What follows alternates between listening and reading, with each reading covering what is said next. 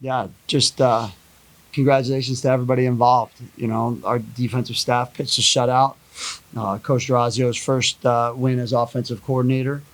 And then these guys have worked really hard to get to this point. And so congratulations to everybody associated with Columbia football today. Peter Pilling, our athletic director, congratulations on first win of the season. And, I mentioned last week that our only option after playing Lafayette was to learn and move on.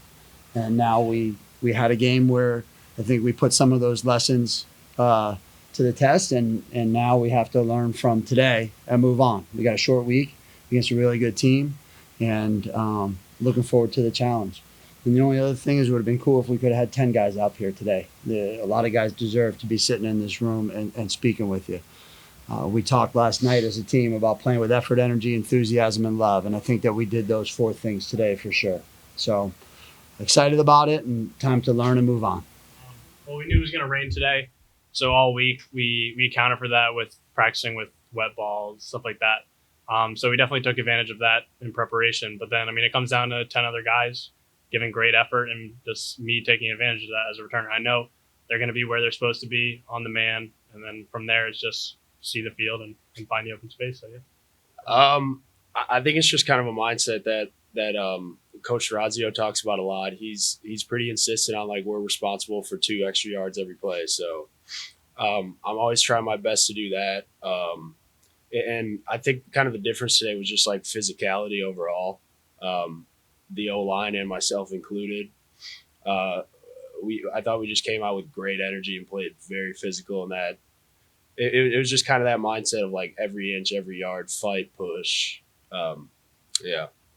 Not necessarily, but there's definitely coaching adjustments that come with it in terms of where we align. So if we're into the win, we'll move up. If we're against the win, or if we're against the win, we'll move up. If we're with the win, we'll move back. But in terms of individual adjustments, not necessarily, other than hold the ball a little tighter because it's certainly a little slippery. So Effort, energy, enthusiasm, and love. They played hard. They played really hard. It was really cool to see. And again, we played a team last week that ran the ball on us, and it was incumbent upon us to learn and move on. And so we learned from last week, and we played really hard today. I know that we played hard last week, but we took those lessons and applied them, and they did a great job. They tackled well. We knew that throwing might be a little difficult, and so we were able to be aggressive, play downhill, and they certainly made the plays when asked. So I think all those things add up. But when you play with an energy that surpasses your opponent, maybe, that the results end up being what they were today. No, we talked about it, but on offense and special teams, we did from Tuesday. I don't coach a position or have many responsibilities in terms of side of the ball, so I was standing over the ball, squirting it all week, just making sure that got done. But from a defensive perspective, having a dry ball meant that the plays would be a little bit cleaner, and so we wanted that element so that come today, when the weather became a factor, we had practiced against a faster speed during the week. So we didn't think that it would have been something that we wanted to ask the scout team guys to function. We wanted them to be able to play as fast as possible. And so we didn't, take any measures as far as the weather goes from a defensive perspective. Thought that practice without the elements, so that when the elements ended up being what they were today, that we were ready for it. It's pretty heavy. There was a moment there where you're running across the field and like, wow, this is happening. It's something that in this profession you see in every game that I've ever coached, however many hundreds of games that I've been a part of since being an assistant starting in 1998. The head coaches run across the field, the victor in each and every one. And, that moment happened for me today. And so it's heavy. It's exciting. And I'm blessed to be in this situation to have that next to my name. And now we have to learn and move on. We have to get ready for Princeton. So it's exciting, but Princeton's a heck of a football team, and the exciting part is Georgetown's a good football team too. And so credit to Coach Scarlatta and his staff, and Neat to be able to. I've known Coach Carlotta for a long time, so neat to be able to go over and shake his hand after the game. But looking forward to this week's challenge.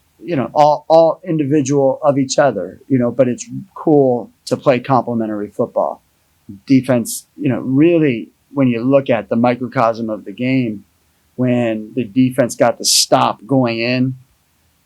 And took over on we stopped on 4th and 5, maybe on the 5-yard line, 4th and goal from the 5, and then we went 95. Like that was the game.